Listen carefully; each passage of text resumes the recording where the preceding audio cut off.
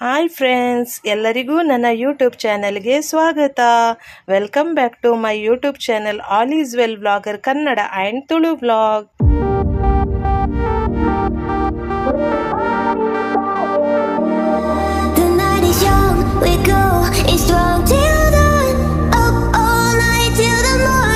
Friends, ಇವತ್ತು ನಾನೊಂದು super ಆಗಿರೋ ರೆಸಿಪಿನ ನಿಮ್ಮ ಜೊತೆ ಶೇರ್ ಮಾಡ್ತೀನಿ. ಈ ರೆಸಿಪಿ ಅಂತೂ ಮನೆಯವರಿಗೆಲ್ಲರಿಗೂ ಅಚ್ಚುಮೆಚ್ಚಿನ ರೆಸಿಪಿ. ಅದರಲ್ಲೂ ನನಗಂತೂ ತುಂಬಾ ಇಷ್ಟ ಅಂದರೆ ಸಖತ್ ಇಷ್ಟ. ಸೊ ಇಲ್ಲಿ ನಾನು ಇವತ್ತು ಬ್ಲೂ ಕಲರ್ ಏಡಿನ ತಗೊಂಡಿದ್ದೀನಿ.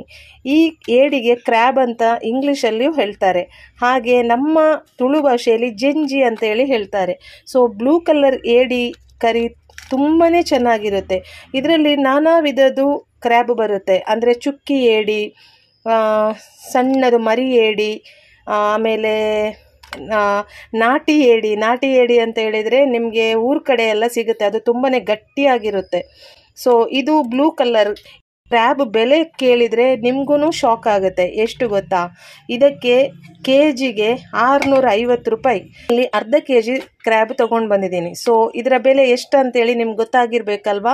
ಸೊ ಗೊತ್ತಾಗಿಲ್ಲದವರು ನನಗೆ ಕಮೆಂಟಲ್ಲಿ ಹೇಳಿ, ನಾನೇ ನಿಮಗೆ ಹೇಳ್ತೀನಿ ನಾನು ಅರ್ಧ ಕೆಜಿ ಕ್ರ್ಯಾಬಿಗೆ ಎಷ್ಟು ಕೊಟ್ಟೆ ಅಂತೇಳಿ. ಸೊ ಇದನ್ನು ನಾನು ಯೂಸ್ ಮಾಡಿಕೊಂಡು ಇವತ್ತಿನ ರೆಸಿಪಿನ ತುಂಬ ಸೂಪರ್ ಆಗಿ ಮಾಡಬೇಕಂತೇಳಿ ಅಂದ್ಕೊಂಡಿದ್ದೀನಿ. ಹಾಗೆ ಈ ರೆಸಿಪಿನ ನಿಮ್ಮ ಜೊತೆನೂ ಶೇರ್ ಮಾಡಬೇಕು ಅಂತೇಳಿ ನಂದು ಆಸೆ. ಸೊ ಇಲ್ಲಿಗ ನಾನು ಅರ್ಧ ಕೆಜಿ ಏಡಿನ ಇಲ್ಲಿ ನೋಡಿ ಈ ಥರ ಕಟ್ ಮಾಡಿ ಕೊಟ್ಟಿದ್ದಾರೆ. ಇದನ್ನು ಈಗ ಫುಲ್ಲಾಗಿ ಕ್ಲೀನ್ ಮಾಡ್ಕೊಂಡು ತರ್ತೀನಿ. ಮೊದಲಿಗೆ ಇಲ್ಲಿ ನಾನು ಕ್ರ್ಯಾಬಿದು ರೆಸಿಪಿ ಮಾಡೋದಕ್ಕೆ ಮೊದಲಿಗೆ ನಾನು ಇಲ್ಲಿ ಒಂದು ತವ ತೊಗೊಂಡಿದ್ದೀನಿ. ಇದನ್ನು ನಾನು ಬಿಸಿಗೆ ಇಟ್ಕೊಂಡಿದ್ದೀನಿ. ಇದು ಇವಾಗ ಗ್ಯಾಸ್ ಸ್ಟವ್ ಮೇಲೆ ಇಟ್ಕೊಂಡಿದ್ದೀನಿ. ಇದು ಇವಾಗ ನೋಡಿ ಇಲ್ಲಿ ಬಿಸಿ ಆಗ್ತಾ ಇದೆ. ಬಿಸಿ ಆಗ್ತಿರ್ಬೇಕಾದ್ರೆ ಇದಕ್ಕೆ ನಾನು ತೆಂಗಿನ ಎಣ್ಣೆನ ಹಾಕ್ಕೊಳ್ತಾ ಇದ್ದೀನಿ.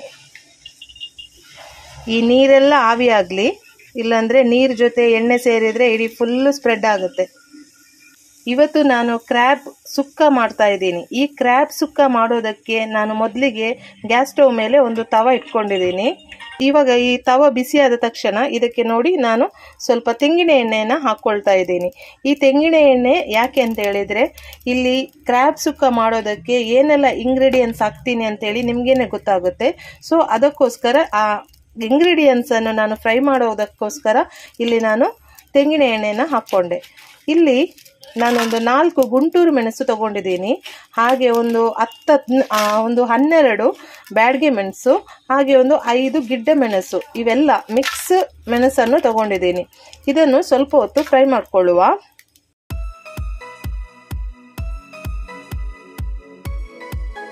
ಇದು ಸ್ವಲ್ಪ ಹೊತ್ತು ಫ್ರೈ ಆಗಲಿ.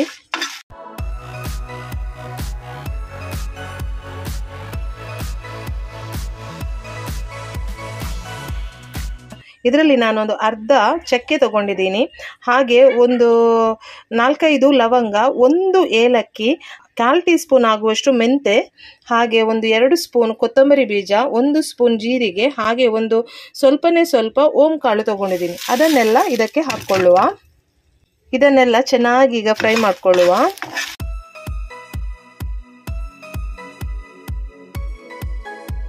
ಹಾಗೆ ಸ್ವಲ್ಪ ಕರಿಬೇವು ಸೊಪ್ಪು, ಸ್ವಲ್ಪ ಬೆಳ್ಳುಳ್ಳಿ ಹಾಕ್ತಾ ಇದ್ದೀನಿ. ಬೆಳ್ಳುಳ್ಳಿನ ನಾನು ಜಜ್ಜಿಕೊಂಡು ಹಾಕ್ಕೊಂಡಿದ್ದೀನಿ. ಹಾಗೆ ಕಲ್ಲುವ ಕೂಡ ಹಾಕ್ಕೊಳ್ತಾ ಇದ್ದೀನಿ.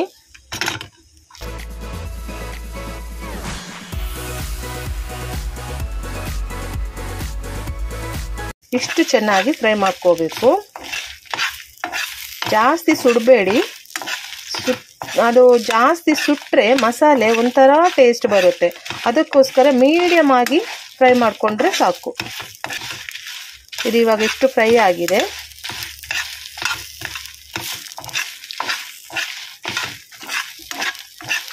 ಸಾಕು. ಇವಾಗ ಫ್ರೈ ಮಾಡ್ಕೊಂಡಿರುವ ಮಸಾಲೆನ ಒಂದು ಮಿಕ್ಸಿ ಜಾರಿಗೆ ಹಾಕ್ಕೊಂಡಿದ್ದೀನಿ. ಅದಕ್ಕೆ ಇವಾಗ ಒಂದು ಅರ್ಧ ಸ್ಪೂನ್ ಆಗುವಷ್ಟು ಕರಿಮೆಣಸನ್ನು ಕೂಡ ಹಾಕ್ಕೊಂಡಿದ್ದೀನಿ. ಹಾಗೆ ಒಂದು ಅರ್ಧ ಸ್ಪೂನ್ ಆಗುವಷ್ಟು ಇಲ್ಲಿ ನಾನು ಟರ್ಮರಿಕ್ ಪೌಡರನ್ನು ಹಾಕ್ಕೊಳ್ತಾ ಇದ್ದೀನಿ. ಅದರ ಜೊತೆ ಒಂದು ಸ್ವಲ್ಪ ಹುಣಸೆ ಹಣ್ಣು, ಹಾಗೆ ಒಂದು ಸಣ್ಣ ಗಾತ್ರದ ನೀರುಳ್ಳಿನ ಕೂಡ ಹಾಕ್ಕೊಂಡು, ಹಾಗೆ ಸ್ವಲ್ಪ ಒಂದು ಅರ್ಧ ಸ್ಪೂನ್ ಆಗುವಷ್ಟು ನಾನು ಗಸಗಸೆನ ಹಾಕ್ಕೊಳ್ತಾ ಇದ್ದೀನಿ. ಈ ಗಸಗಸೆ ಹಾಕ್ಕೊಳ್ಳೋದ್ರಿಂದ ಗ್ರೇವಿ ಅಂತ ತುಂಬಾನೇ ಚೆನ್ನಾಗಿ ಬರುತ್ತೆ. ಅದರಲ್ಲೂ ನನಗೆ ಗಸಗಸೆ ಗ್ರೇವಿಗೆ ಹಾಕೋದು ಅಂತ ಹೇಳಿದರೆ ತುಂಬಾನೇ ಇಷ್ಟ. ಸೊ ನಿಮಗೆ ಬೇಡ ಅಂತ ಹೇಳಿದರೆ ಸ್ಕಿಪ್ ಮಾಡ್ಕೋಬಹುದು. ಇವೆಲ್ಲನೂ ಚೆನ್ನಾಗಿ ಇವಾಗ ನೈಸಾಗಿ ರುಬ್ಕೊಂಡು ಬರುವ. ಮೊದಲಿಗೆ ನಾನಿಲ್ಲಿ ಒಂದು ಬಾಣಲೆ ತಗೊಂಡಿದ್ದೀನಿ. ಅದಕ್ಕೆ ಒಂದು 1.5 ಸ್ಪೂನ್ ಆಗುವಷ್ಟು ತುಪ್ಪ, ಹಾಗೆ ಒಂದು 2 ಸ್ಪೂನು ತೆಂಗಿನ ಎಣ್ಣೆಯನ್ನು ಹಾಕ್ಕೊಂಡಿದ್ದೀನಿ. ಇದೀಗ ತೆಂಗಿನ ಎಣ್ಣೆ ಹಾಗೆ ತುಪ್ಪ ಬಿಸಿ ಆದ ತಕ್ಷಣ ಇದಕ್ಕೆ ಸ್ವಲ್ಪ ಸಾಸಿವೆಯನ್ನು ಹಾಕ್ಕೊಳ್ತೀನಿ. ಸ್ವಲ್ಪ ಸಾಸಿವೆಯನ್ನು ಹಾಕ್ಕೊಂಡೆ. ಈ ಸಾಸಿವೆ ಸ್ವಲ್ಪ ಹೊತ್ತು ಬಿಸಿ ಆಗಲಿ. ಇದು ನೋಡಿ ಎಲ್ಲ ಚೆನ್ನಾಗಿ ಚಿಟಪಟ ಅಂತೇಳಿ ಸಿಡಿಯಿತು. ಇವಾಗ ಇದಕ್ಕೆ ನಾನು ಸ್ವಲ್ಪ ಬೆಳ್ಳುಳ್ಳಿನ ಹಾಕ್ಕೊಳ್ತಾ ಇದ್ದೀನಿ. ಈ ಬೆಳ್ಳುಳ್ಳಿನ ಜಜ್ಜಿಟ್ಕೊಂಡಿದ್ದೆ, ಸೊ ಅದನ್ನು ಹಾಕ್ಕೊಳ್ತಾ ಇದ್ದೀನಿ. ಅದರ ಜೊತೆ ಸ್ವಲ್ಪ ಕರಿಬೇವು ಸೊಪ್ಪು ಕೂಡ ಹಾಕ್ಕೊಂಡೆ. ಈ ಕರಿಬೇವು ಸೊಪ್ಪು ಬಿಸಿ ಆದ ತಕ್ಷಣ ಇದಕ್ಕೆ ನಾನು ದೊಡ್ಡ ಗಾತ್ರದ ನೀರುಳ್ಳಿನ ನೋಡಿ ಈ ಥರ ಕಟ್ ಮಾಡಿ ಇಟ್ಕೊಂಡಿದ್ದೆ, ಸೊ ಅದನ್ನು ಹಾಕ್ಕೊಳ್ತಾ ಇದ್ದೀನಿ. ಅದರ ಜೊತೆ ಟೊಮೆಟೊ ಕೂಡ ಹಾಕ್ಕೊಳ್ತಾ ಇದ್ದೀನಿ.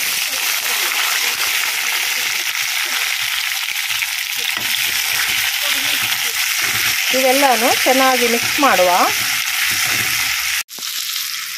ನಾನಿಲ್ಲಿ ಒಂದು ದೊಡ್ಡ ಗಾತ್ರದ ನೀರುಳ್ಳಿನ ನೋಡಿ ಈ ಥರ ಉದ್ದಕ್ಕೆ ಕಟ್ ಮಾಡಿಟ್ಕೊಂಡಿದ್ದೆ, ಸೊ ಅದನ್ನು ಹಾಕಿದ್ದೀನಿ. ಹಾಗೆ ಒಂದು ಟೊಮೆಟೊನ ಸಣ್ಣದಾಗಿ ಕಟ್ ಮಾಡಿ ಹಾಕಿದ್ದೀನಿ. ಸೊ ಇವೆಲ್ಲನೂ ಸ್ವಲ್ಪ ಹೊತ್ತು ಫ್ರೈ ಮಾಡ್ಕೊಳ್ಳುವ. 1/4 ಟೀ ಸ್ಪೂನ್ ಅಷ್ಟು ಅರಿಶಿಣನ ಹಾಕ್ಕೊಳ್ತಾ ಇದ್ದೀನಿ.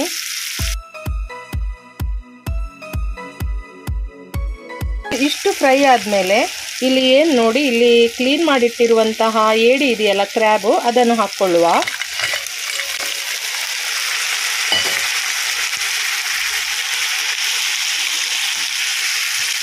ಇವೆಲ್ಲನೂ ಚೆನ್ನಾಗಿ ಮಿಕ್ಸ್ ಮಾಡುವ. ಅದರ ಜೊತೆ ಸ್ವಲ್ಪ ಶುಂಠಿ ಬೆಳ್ಳುಳ್ಳಿ ಪೇಸ್ಟ್ ಕೂಡ ಹಾಕ್ಕೊಳ್ತಾ ಇದ್ದೀನಿ. ಇವಾಗ ನೋಡಿ ಇಷ್ಟು ಮಿಕ್ಸ್ ಮಾಡಿ ಆದಮೇಲೆ ಇದಕ್ಕೆ ನಾನು ಸ್ವಲ್ಪ ಒಂದು ಅರ್ಧ ಸ್ಪೂನ್ ಆಗುವಷ್ಟು ಉಪ್ಪನ್ನು ಕೂಡ ಹಾಕ್ಕೊಳ್ತಾ ಇದ್ದೀನಿ. ನೋಡಿ ಇದು ಉಪ್ಪು ಹಾಕಿದ ಮೇಲೆ ಒಂದು 5 ನಿಮಿಷ ಇದನ್ನು ಹಾಗೇ ಬೇಯಿಸಬೇಕು. ಅಂದರೆ ಈರುಳ್ಳಿ ಟೊಮೆಟೊ ಇದರಲ್ಲೆಲ್ಲ ಚೆನ್ನಾಗಿ ಇದನ್ನು ಬೇಯಿಸಬೇಕು. ಇದು ನೋಡಿ ಆದಷ್ಟು ಬೇಗ ಇದು ಬೇಯೋದು. ಇದಕ್ಕೇನು ಜಾಸ್ತಿ ಟೈಮ್ ಏನು ಬೇಡ ಬೇಯಲಿಕ್ಕೆ, ಬೇಗನೆ ಬೆಂದು ಹೋಗ್ತದೆ. ಸೊ ತುಪ್ಪದಲ್ಲಿ ನಾನು ಬೇಯಿಸಿರೋದ್ರಿಂದ ಘಮ ಅಂತೂ ಸಕ್ಕತ್ತಾಗಿ ಬರುತ್ತೆ. ಸೊ ಇನ್ನೊಂದು ಹೇಳ್ತೀನಿ ಫ್ರೆಂಡ್ಸ್, ನಿಮ್ಮಲ್ಲಿ ಯಾರಿಗೆಲ್ಲ ಕ್ರ್ಯಾಬ್ ಅಂದರೆ ಇಷ್ಟ, ಸೊ ನನಗೆ ಕಮೆಂಟ್ ಮಾಡಿ ಹೇಳಿ ಆಯಿತಾ.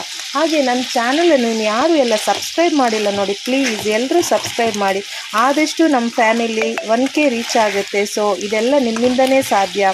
ಸೊ ಆದಷ್ಟು ಎಲ್ರಿಗೂ ಹೇಳ್ತಾ ಇದ್ದೀನಿ, ಯಾರು ನನ್ನ ಚಾನಲನ್ನು ಸಬ್ಸ್ಕ್ರೈಬ್ ಮಾಡದೇ ವೀಡಿಯೋಸ್ ಎಲ್ಲ ನೋಡ್ತಾ ಇದ್ದೀರಾ ನೋಡಿ, ನಿಮ್ಮ ಹತ್ರ ನನ್ನದೊಂದು ಹಂಬಲ್ ರಿಕ್ವೆಸ್ಟ್, ಪ್ಲೀಸ್ ಸಬ್ಸ್ಕ್ರೈಬ್ ಮಾಡಿ.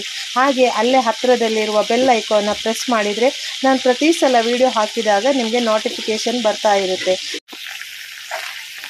ಇನ್ನು ನೆಕ್ಸ್ಟ್ ಡೇಸಲ್ಲಿ ನಿಮಗೆ ವೀಡಿಯೋನ ಕಂಪಲ್ಸರಿಯಾಗಿ ನಾನು ಒಂದೊಂದೇ ಹಾಕ್ತಾ ಹೋಗ್ತೀನಿ, ಓಕೆನಾ. ಆದಷ್ಟು ರೆಸಿಪಿನ ನಿಮ್ಮ ಜೊತೆ ಶೇರ್ ಮಾಡಬೇಕು ಅಂತೇಳಿ ಅಂದ್ಕೊಂಡಿದ್ದೀನಿ. ಇದು ಇವಾಗ ನೋಡಿ ಇಷ್ಟು ಫ್ರೈ ಆದದ್ದು ಸಾಕು, ಈರುಳ್ಳಿ ಹಾಗೆ ಟೊಮೆಟೊ ಜೊತೆ. ಇವಾಗ ಇದಕ್ಕೆ ನಾವೇನು ರೆಡಿ ಮಾಡಿಟ್ಕೊಂಡಿದ್ವಿ ಮಸಾಲೆ, ಸೊ ಆ ಮಸಾಲೆನ ಆ್ಯಡ್ ಮಾಡ್ಕೊಳ್ಳುವ. ನೋಡಿ ಫ್ರೆಂಡ್ಸ್, ಇಷ್ಟು ನಾನು ಅಂದರೆ ಜಾಸ್ತಿ ನುಣ್ಣಗೇನು ಬೇಡ, ರುಬ್ಕೊಂಡು ಬರೋದು ಇಷ್ಟು ರುಬ್ಕೊಂಡು ಬಂದರೆ ಸಾಕು. ಈ ಮಸಾಲೆನ ಇವಾಗ ಇದಕ್ಕೆ ಸೇರಿಸ್ಕೊಳ್ಳುವ.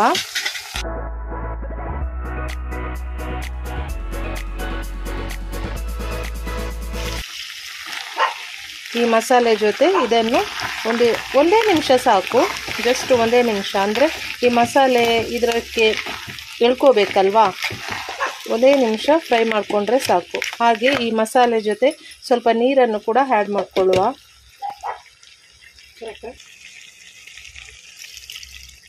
ನೋಡಿ ಈ ನೀರನ್ನು ಎಲ್ಲ ಹಾಕಬೇಕು. ಹಾಗೆ ಉಪ್ಪು ಕೂಡ ನೋಡಬೇಕು ಕರೆಕ್ಟ್ ಇದೆಯಾ ಅಂತೇಳಿ.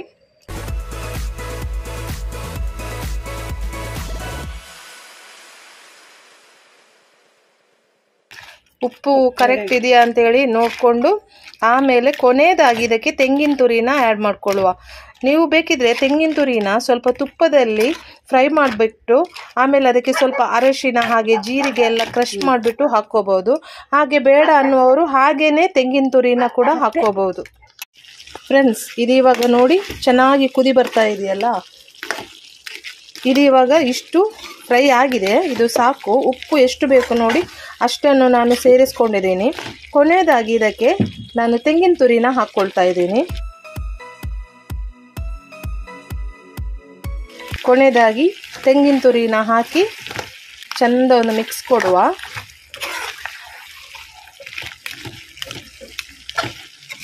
ಆಹಾ, ಸಖತ್ ಅಲ್ಟಿಮೇಟ್ ಆಗಿ ಬಂದಿದೆ.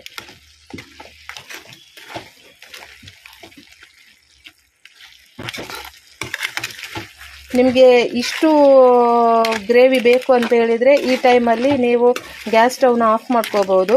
ಬೇಡ ನನಗೆ ಇನ್ನೂ ಡ್ರೈ ಬೇಕಂತ ಹೇಳಿದರೆ ಇದನ್ನೇ ಸ್ವಲ್ಪ ಹೊತ್ತು ಒಂದು 5 ನಿಮಿಷ ಹೀಗೇ ಫ್ರೈ ಮಾಡ್ಕೋಬೇಕು.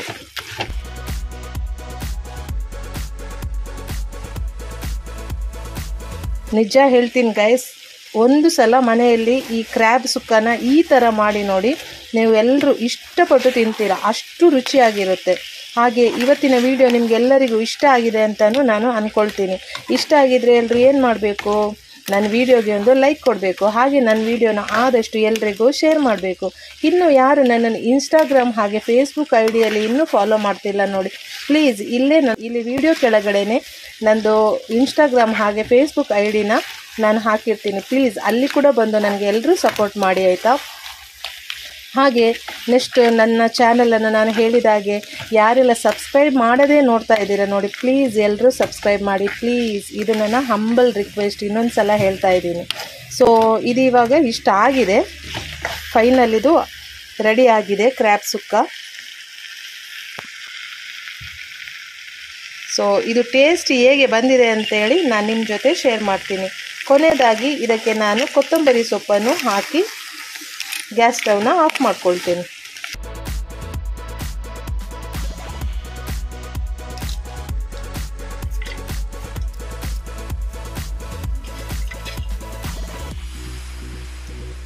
ಸೊ ಇವತ್ತಿನ ಕ್ರ್ಯಾಬ್ ಸುಕ್ಕ ರೆಡಿ ಆಯಿತು.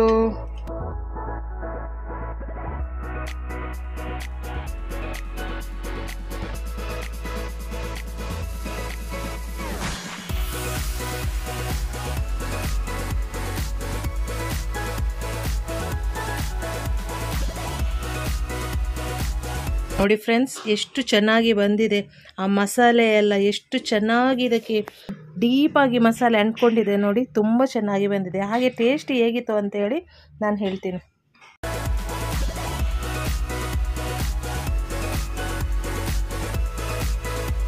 ಬಂದಿದೆ ಮಸಾಲೆ ಅಂತೂ ತುಂಬ ಚೆನ್ನಾಗಿ ಬಂದಿದೆ ಗೈಸ್. ಹಾಗೆ ತುಂಬ ಬಿಸಿ ಕೂಡ ಇದೆ. ಹೇಗೆ ಬಂದಿದೆ ಅಂತೇಳಿ ಟೇಸ್ಟ್ ಮಾಡಿ ಹೇಳಬೇಕಲ್ಲ ನಿಮಗೆ, ಅದಕ್ಕೋಸ್ಕರ ಹರಸಾಹಸ ಮಾಡ್ತಾ ಇದ್ದೀನಿ.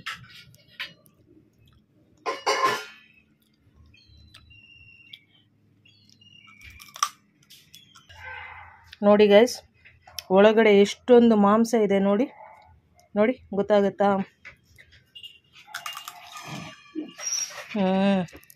ತುಂಬ ಚೆನ್ನಾಗಿ ಬಂದಿದೆ.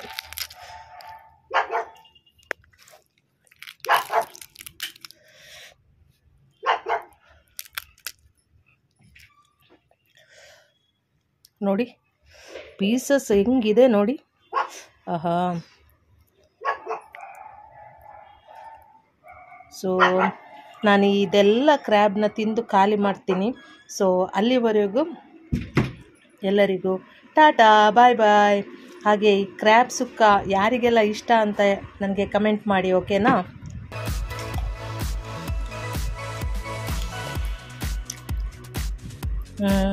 ತುಂಬ ಚೆನ್ನಾಗಿ ಬಂದಿದೆ ಈ ಪೀಸು, ಈ ಮಸಾಲೆ ಜೊತೆ. ಆಹಾ,